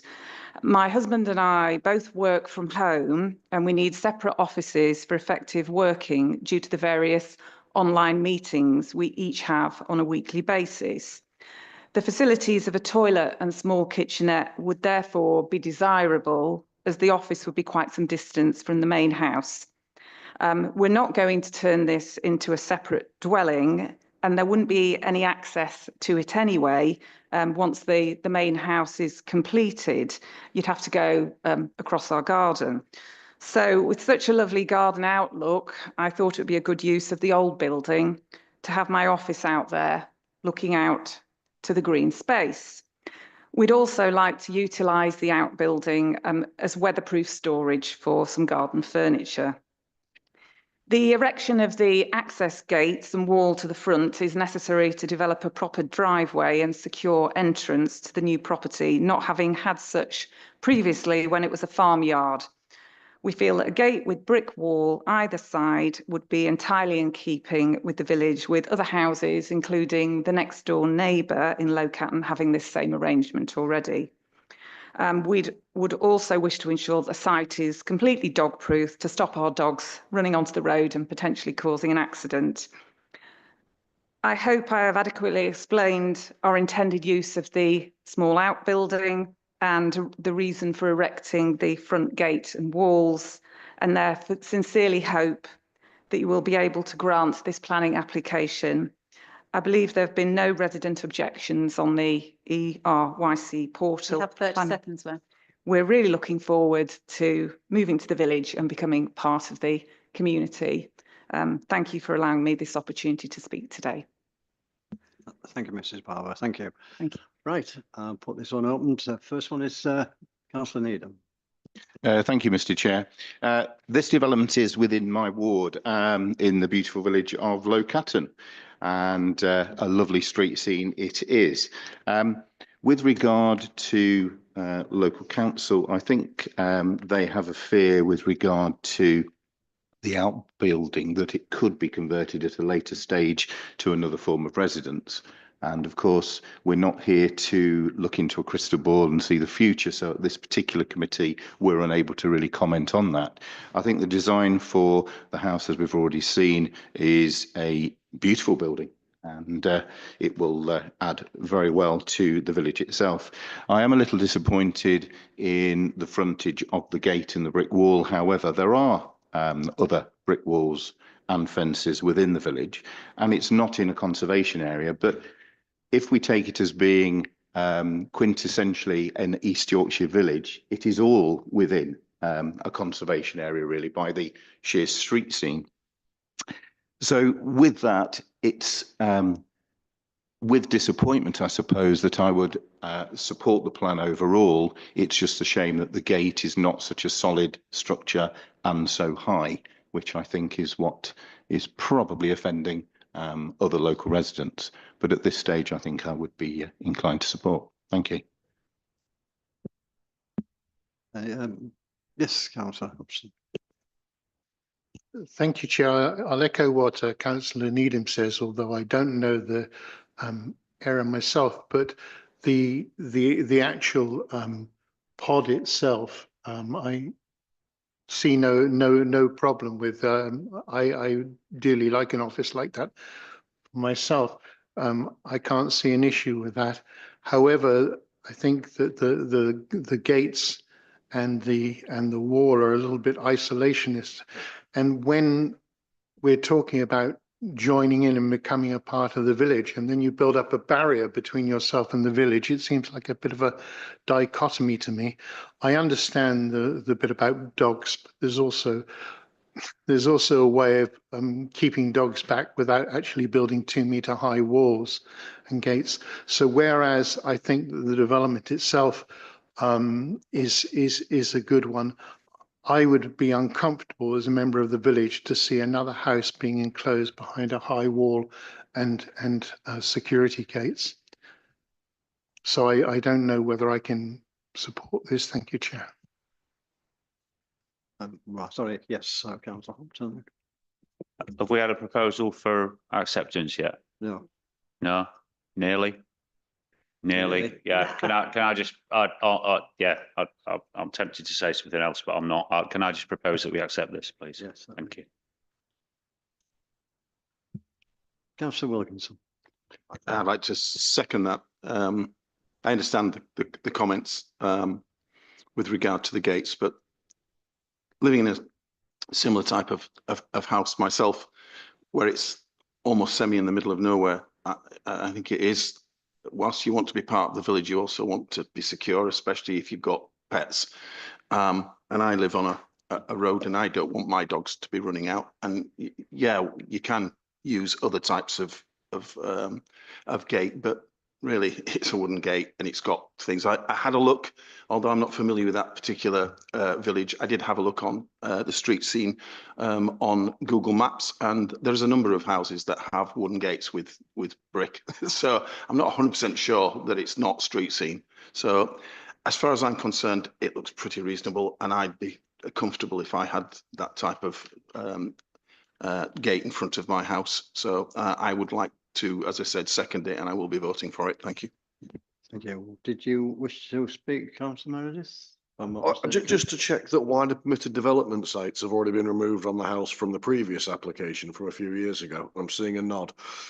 So I'm pretty comfortable and confident that, for example, it won't have ancillary residential use in the office structure. So I think that the community is as protected as it can be from something other than what's been described being done. As with Councillor Wilkinson, the gate, not the prettiest thing in the world, but perhaps sensible. So no reason for me to refuse it as long as permitted development rights are already gone and people can't start to do things that aren't as advertised.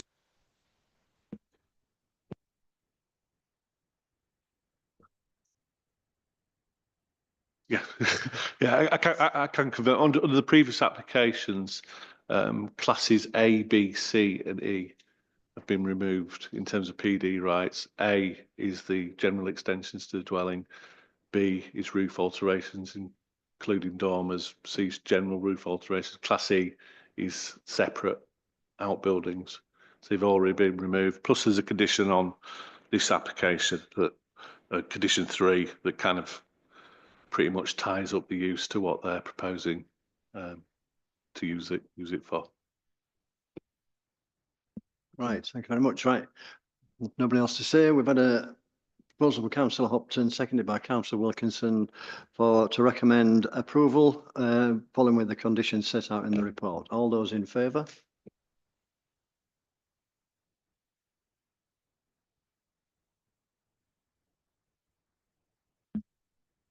Those against? Thank you, councillor Castle. Right, so that one has been approved.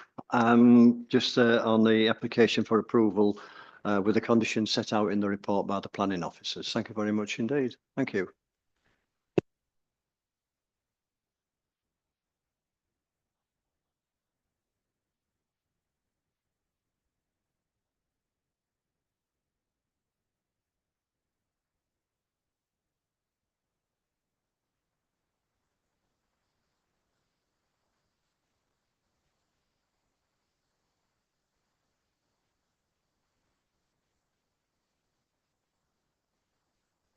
We'll now move on to agenda item number 9. Thank you, Chair. This next application is an outline application with all matters reserved for the erection of dwellings at land of 44 Westfield Road, Market Wheaton. The application is recommended for approval with conditions.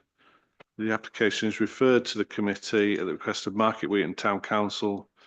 They principally had some highways concerns around the access and visibility at Westfield Road. Thank you, Chair. Right, councillor Meredith. Thank you, Chair. I realise this is just an outline application, and so nothing here is indicative of what we might see in the future. But it was nice of the applicant to provide a hypothetical drawing showing 2 houses on the site, which all but convinced me that there's no way you can build here 2 properties at least without it being overdevelopment. So I thought I'd start the ball rolling with that and see what the committee says before I propose anything. But for me, trying to squeeze those 2 houses on as depicted there has no amenity space. There's an overbearing element to it. The ambient light to the north will be blocked on the existing dwelling from the 2 new properties. It looks pretty congested. You'd need to be Colin McRae or Kimi Räikkönen to get your car in and out of there without a 27-point turn. I just don't like it. So concerned at the moment, but I'll let other people have a crack first. Right, thank you. Councillor Carey. Thank you, Chair. I go past this road every day. I wonder where the garage will be for number 44. Will that be pushed onto the street? At the moment, number 44 has a double driveway, which goes onto Home Road. That will then be for the 2 prospective new properties. So number 44 will then have to park on Westfield Road. Is that right? Also, opposite Westfield Road, on the other side of the road, there is some council land which has 3 garages on. Will this set a precedent to have some more houses built on the other side of the road, which will impair vision even further? I do go along with Market Wheaton Town Council's comments, but I do think it's a bit of a oversight. What, you're saying it's an overdevelopment on that site? Yes. Thank Yeah. you.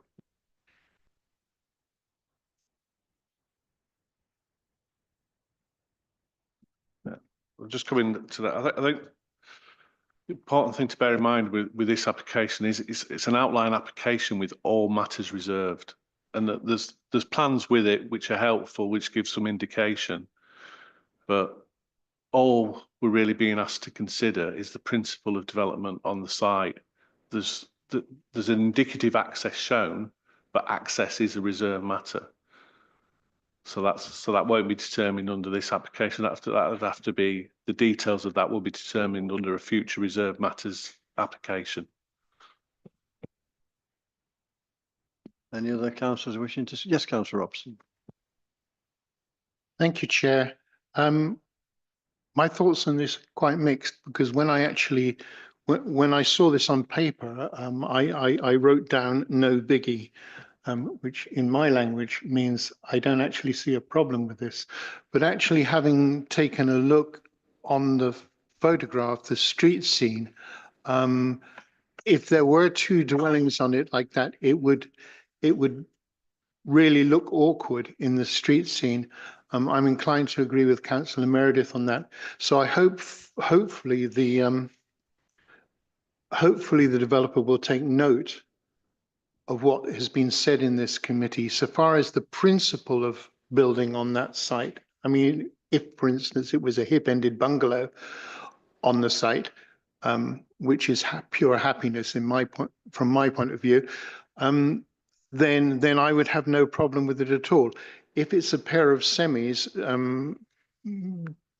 two-story semis, I would feel as though it was overdevelopment. So hopefully the developer will take note of what we're saying here, because of the fact that on that site, from what I see on the photograph, not having actually done a site visit, which I probably would like to do if when this comes back to us again, my feeling is that it's overdevelopment at this stage.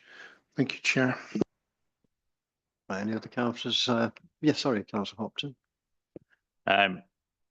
Yeah, sort of noting what the town council is saying here about visibility, having also never been there myself, but looking at it from street view, I'm not quite sure I understand what the carway concerns would be about the visibility. You're building a house, but you pull up to the end of the road and you can look right and left and you can still see. So, as I said, without actually going down there myself, and I think, yeah, the principle of development, I agree with what's been said about how much building would be done here. You know, I think we've all got throughout the county, throughout the city, a whole these are properties that were built around there of a certain time, a certain era, with much more substantial gardens. Or to go back to the 1930s, and we still had those sort of things happening now, but we don't, unfortunately. And I think the principle of development, but I would agree on the fact of two properties on here would be too much, particularly when you see those rather lovely drawings of how many cars we could have coming out, and one driveway at the moment becomes, by the looks of it, the driveway for 3 houses. And looking at that drawing, just to answer Derek's question there, it does seem like the same properties that they will be coming out of the same driveway. It'll be a shared access and obviously right away over it for all 3 properties. So yeah, I've no problem with sort of recommending the principle of development, but I would, if this came back in the future, I'd be struggling with 2 properties. Yes, Councillor. Just to clarify, Chair, I think it's possible that 2 properties could fit on here, but what I wouldn't want to see is an application in 6 months' time with 2 properties that happen to look like that we were all but forced into approving because we'd agreed the principle here, outline of 2 properties on the site. I think that, again, not enough information for us to make an informed decision. I don't think that unless they built a mansion there, 1 property would be untoward, but there's a very high probability that 2 properties could be overdevelopment. And so when we're looking at outline, is this acceptable to properties? There's a possibility that the answer will be no when there's full planning submitted. So erring on the side of caution, I'm going to, as I say, I'm going to go and propose refusal now, just purely because that is concerning to look at. It's not to say it's not possible to get 2 houses on there. It's just to say that it's not likely.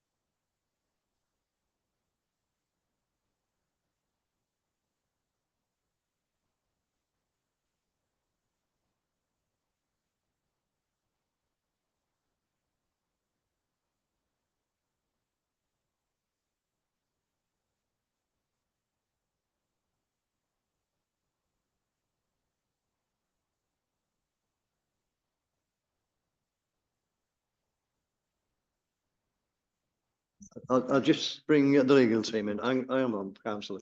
Yes, thank you, Mr. Chairman. There was a discussion here which members won't have heard because it wasn't projected to the audience, but it's a very important point that the case officer has made. All of the matters are reserved, including scale. So in fact, and scale means amount of. if this was to come back in as a full, with the reserve matters and the scale wasn't acceptable in terms of the numbers of units, then it would be up for determination at that point. But we have to be very careful. We can't say, because everything is reserved, this is not the scheme that will come forward. And if it did come forward and it wasn't acceptable, then it might be that members decided to refuse it at that point in the future. I don't want to preempt that, but what I'm saying to you is all of the matters are reserved. This is not, they will not be given permission to build this from today's resolution. I want to make that point. It's really important. Right, thank you. Was it? Yes, thank you, Chair. Just really echoing what Councillor Meredith has said there, I would be wanting to second that on the grounds of refusal for overdevelopment. I know this area very well. Yes, it should be developed. There's no reason at all why not, but to have two semi-detached properties there, I know that is at this stage it's an outline planning permission, but at the top of the document there, it does state there are two properties, two dwellings to be developed on this outline planning permission. So in that respect, I would be against that. I would support one, but not the two. Thank you. Sorry, it's just I'm hearing correct what we've just heard from the legal officer. Even if we approve this, it doesn't mean you're going to get planning permission. That's the issue with this. While they confer, Chair, would you mind if I came back in then for a bit of clarity? So some people might call me a cynic. I'd prefer to say I'm seasoned. The moral of the story here is that I have been on this committee for 10 years. I've seen all too often people apply, get outline permission for X number of houses, come back, apply for that number of houses, and they're big dwellings, and it's what I consider overdevelopments. And then I'm sat here arguing against an officer recommendation because they've got 3 big houses on a plot that can really only fit 2. In this case, they've got 2 houses on a plot that in my mind can probably only fit 1. So what I'm objecting to here is the principle of development that would entail 2 houses on that site. We don't know if it's overdevelopment or not at this juncture. We're being asked to support the principle of development of 2 houses on that site. I'm saying I don't think I'll be able to do that then, and I'd be a hypocrite not to highlight that now, because I wouldn't want to mislead an applicant effectively. So for me, they either apply and give us something to measure, or they apply for outline for 1 property. Both of those could be considered approvable. Maybe, maybe not. We don't know. I don't have a crystal ball. But right now, they're asking us to put a finger in the wind and say, we trust them to put 2 reasonably sized properties on that plot.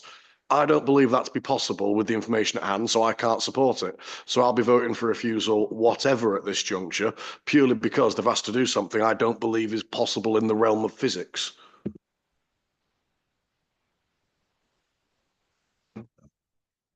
At the risk of labouring the point I made earlier, strictly speaking, in terms of this application, I can admit to councillors coming in and looking at it with the description, it says erection of 2 dwellings. That can lead you down a certain path and looking at this, but the application is an outline with all matters reserves. So the scale of the development that they've shown 2 on there, just to demonstrate that they could maybe fit two properties on that site, but that's not being considered at this moment in time. All we're looking at, because all matters are reserved, is the principle of residential development at the site. It'd be for them to demonstrate at a later date under the reserved matters the amount of development that site can take, put in a proposal for an access that is workable and achievable. But these are all matters for the reserved matters stage.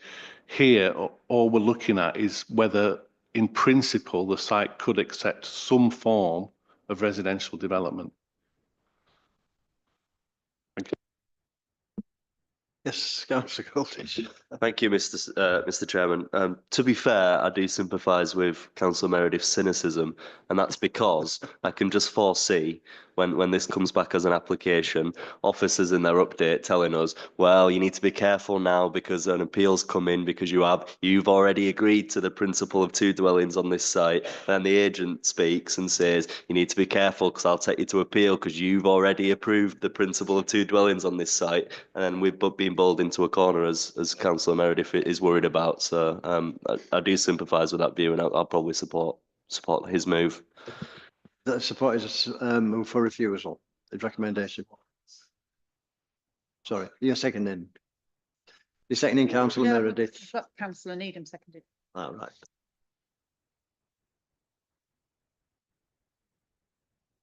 Councillor Robson. Thank you, Chair. As usual, Councillor Meredith has come up with 500 words that mean what? Where I'm going to replace them with 5. Come back with a single dwelling. And I totally agree.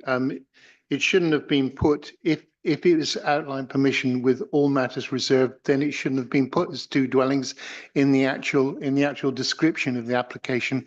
So consequently, I will go for refusal for the same reasons. Thank you, Chair. Councillor Wilkinson. I have great sympathy for everyone and all their views. I have to say, of course, I'm sure Councillor Meredith didn't mean that he was predetermining himself for the next meeting, in that if they come back with 2, he would turn it down because he wouldn't be able to speak then, and that would be so disappointing. So I also I'm concerned. However, I do get the all matters reserved. I do understand that. I'm hoping they don't come back with a block of flats.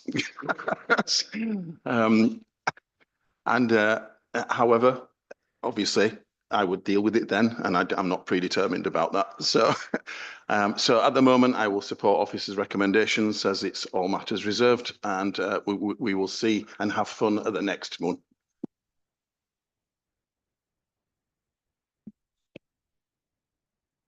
How can all matters be reserved if it says in the application title, application for the outline erection of 2 dwellings?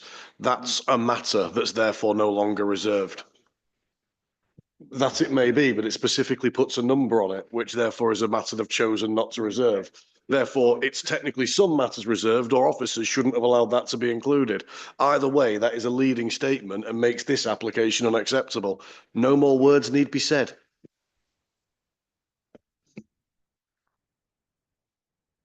Chair, can we just defer this for the rewriting of the description, saying application for dwellings, all matters reserved without the number of dwellings in it. Can we just do that and bring it back again, and then we'll be happy. Yeah. Just read my mind, Councillor Robson. I was just about to say that in Then you must have a very fine mind. Before we go to a vote, would it be better if we deferred it to make the description clearer that it was just the principle rather than had? I mean, the description is somewhat contradictory to the application and just put for residential development, all matters reserved, and then we're happy bunnies. Can I take a vote on that? Here we go.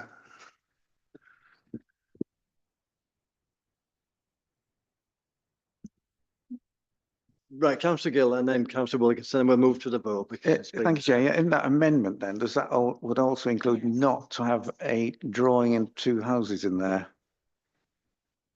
So we take that out as well, because that's.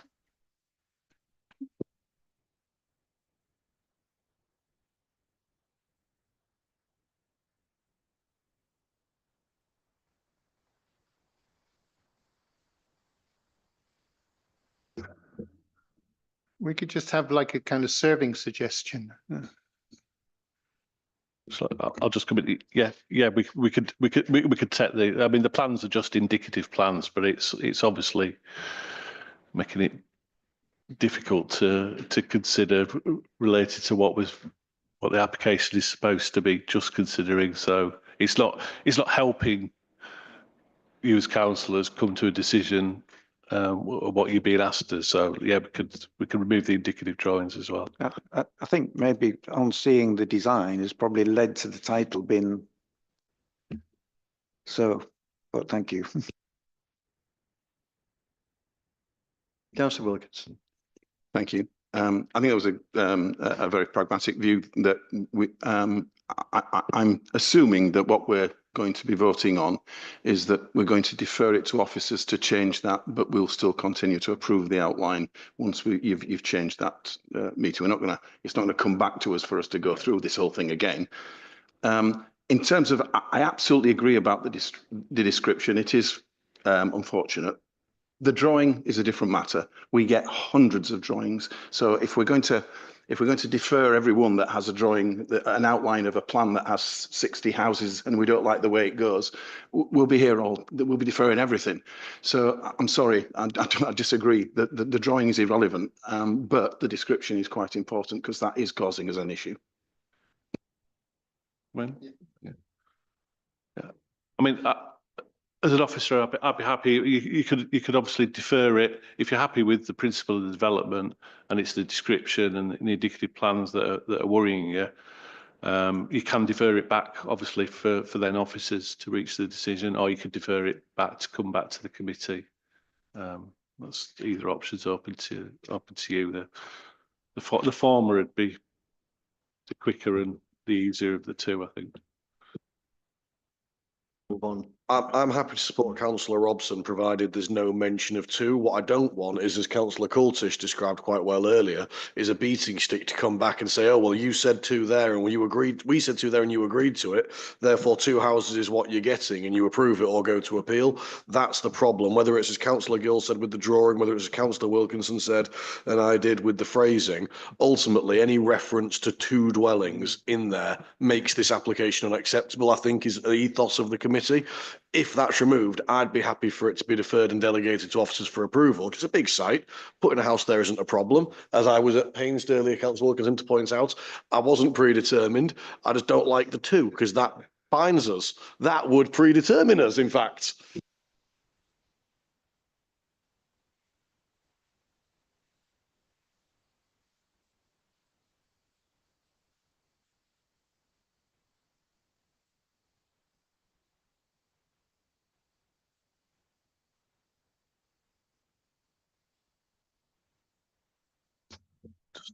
Update.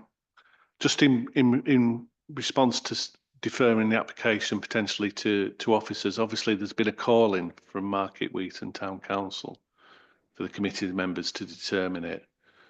So we might have to come back to committee unless Market Wheaton Town Council would confirm that they were happy with the principle and remove their initial committee request. Can I just say we are deferring it on the basis that you change that. That's all we're doing. So we are making a decision. We're deferring it for you on the basis that we're approving it, subject to you changing that.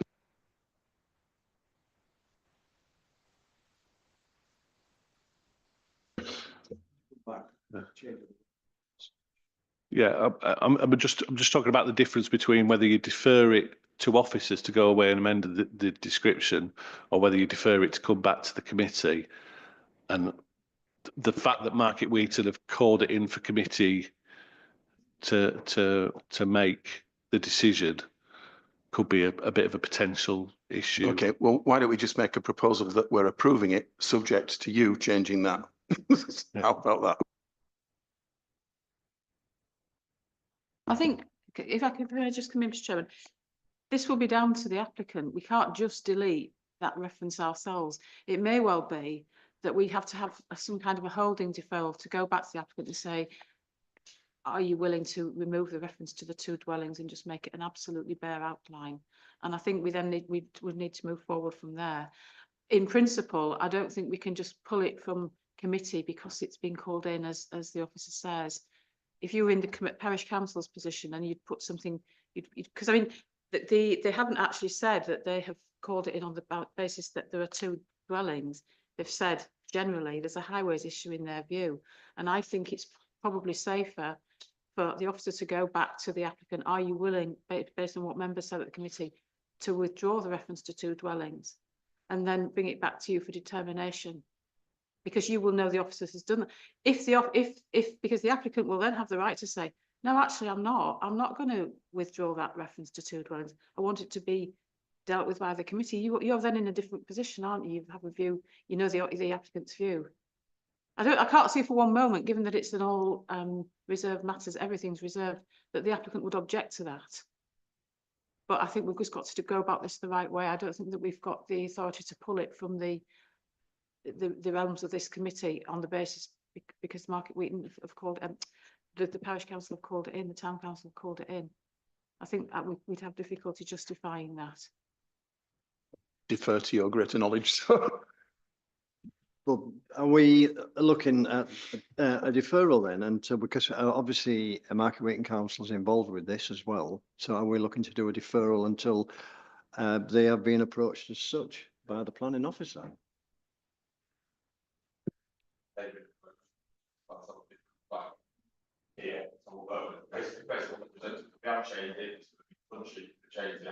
And we have to, you know, with the applicant's changing of the wording, we said about the, you know, the buildings as such. There's two things to sort out. So if we go for deferment, they can be sorted out, and then it could come back to the council. Yes, Councillor Robson. Thank you, Chair. The way I see it is that there was a mistake in the drafting of the description, simply because the fact all matters reserved, but for 2 dwellings, is basically a contradiction in terms, as Councillor Meredith very eloquently points out. So consequently, I think that it needs to come back for clarification. It doesn't need to be withdrawn totally. What I also would point out is that Market Wheaton, again, aren't here to support their objection to this. And what I would also point out to Councillor Hopton while I'm saying this is the fact that, you know, he says that parish councillors and stuff aren't paid for what they do. No, that's true. But what I would point out is that something that comes to committee costs the council 9 times more than something that is delegated. And we've already spent an awful lot of time on this, and it's only an outline application. So let's get this changed, bring it back, and then move on from here. Thank you.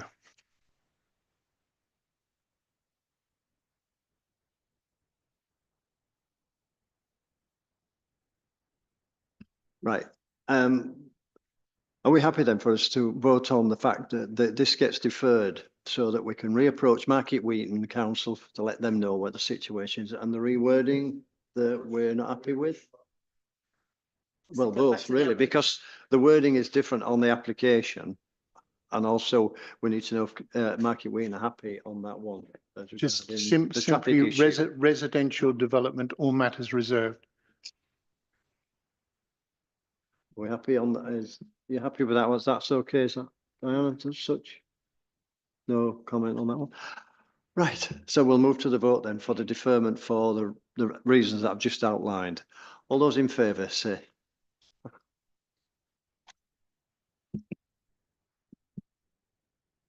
Right, so that's been passed for deferment then to go back to for the planning officer to do his work. Thank you. Thank you, Gareth.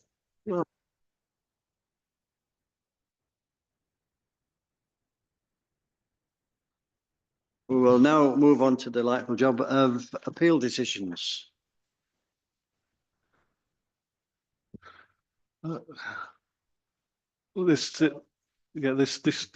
first one was a site at Airfield Farm Bungalow in Clay Lane in Breeton. Luckily this site, and I think the next one appeals that I was the case officer for, so I know them fairly well.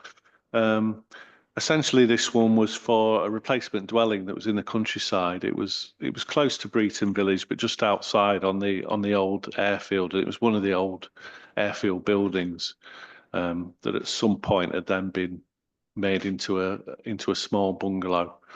The proposal that originally came in was for quite a large detached 2-storey suburban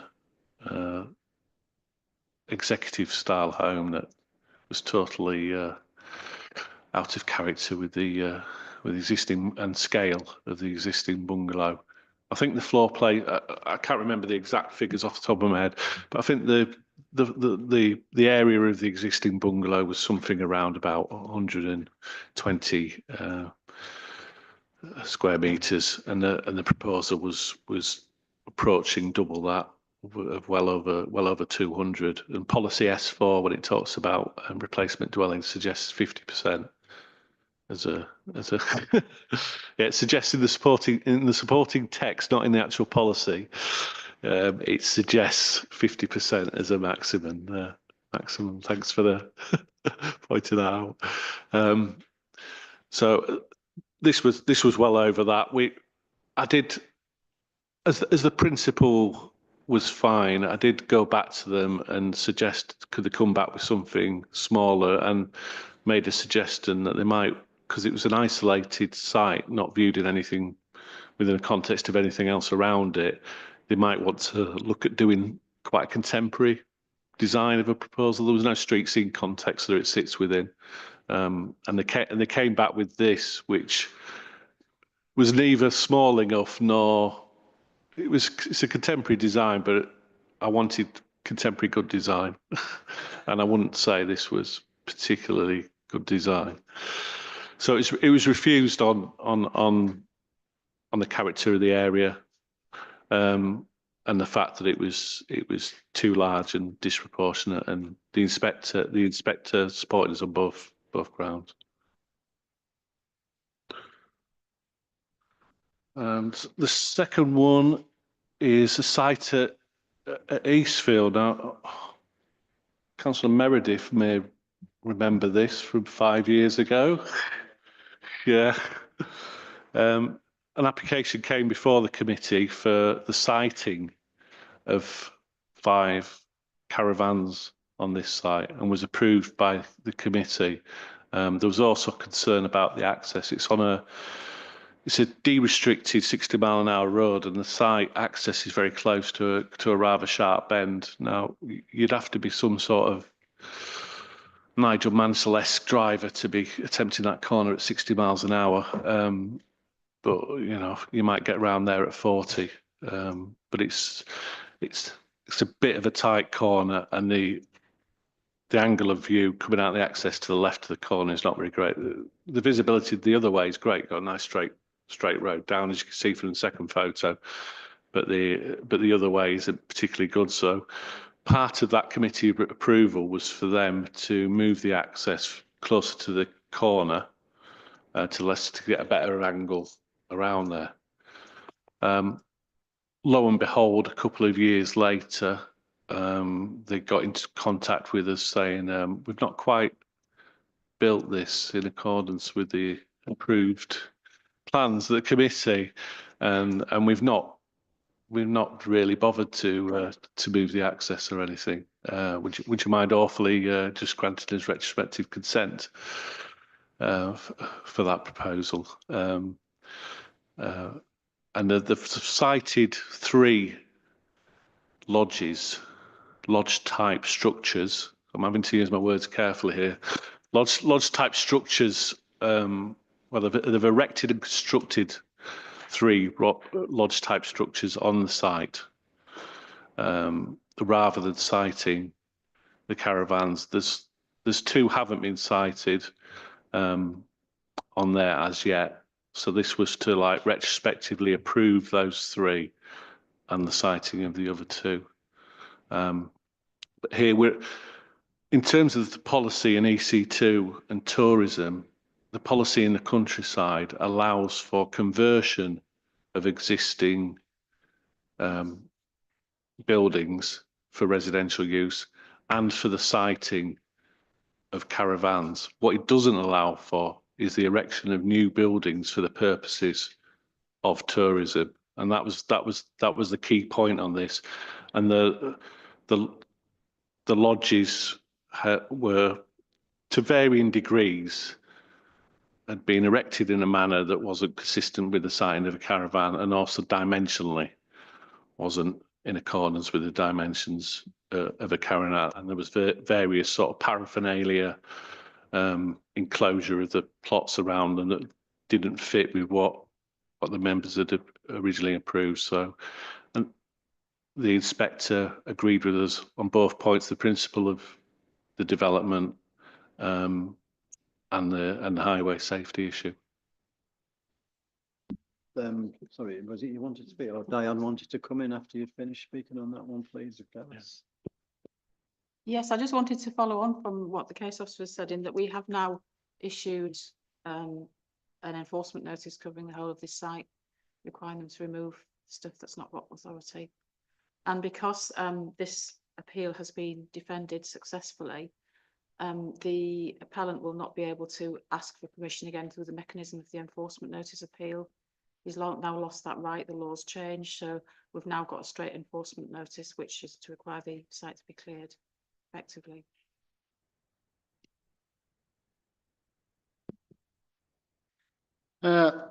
Appeal 10C on page 147 was South Gable 8 Parkside Close in Cottingham. This was a householder application. We won the appeal, but the decision was slightly disappointing. The applicant, without planning permission, had built a first floor extension over an existing single story rear projection with a flat roof. Our design guidance, both in our local plan, our informal design guidance and the design guidance in the Cottingham neighbourhood plan discourages flat roofs, particularly at 2-story level. So we felt this was a really poor example of a poorly designed extension. So we refused the application, which was described as the first floor extension and a side facing window. The inspector agreed with us entirely in respect to the design of the extension. He concluded that it didn't constitute good design, would cause material harm to the character and appearance of the host property and the area.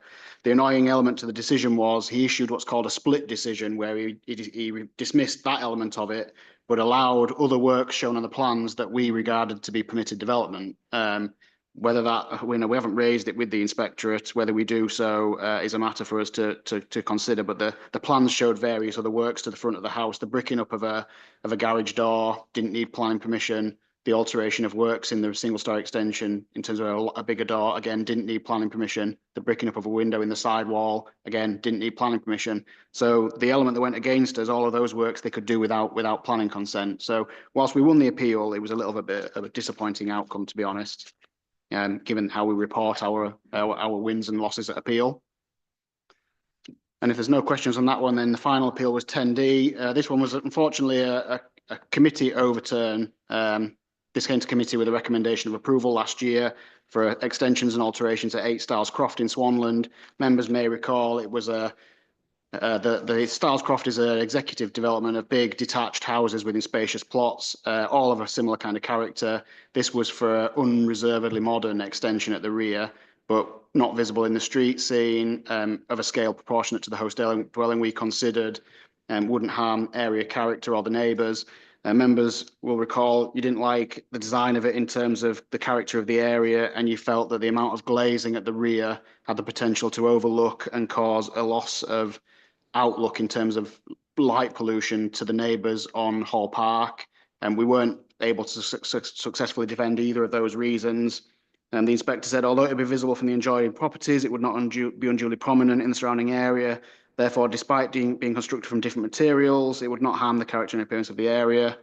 In terms of the impact on the neighbours, we explained in our report that the separation distances were acceptable. You didn't like it. The inspector, again, the separation distance between the properties will be well in excess of 20 metres set out in the council's own design guidance. Therefore, due to the separation distances and landscape screening, his view was that the proposal would not cause harm to the privacy or overlooking to the extent that would justify withholding planning permission.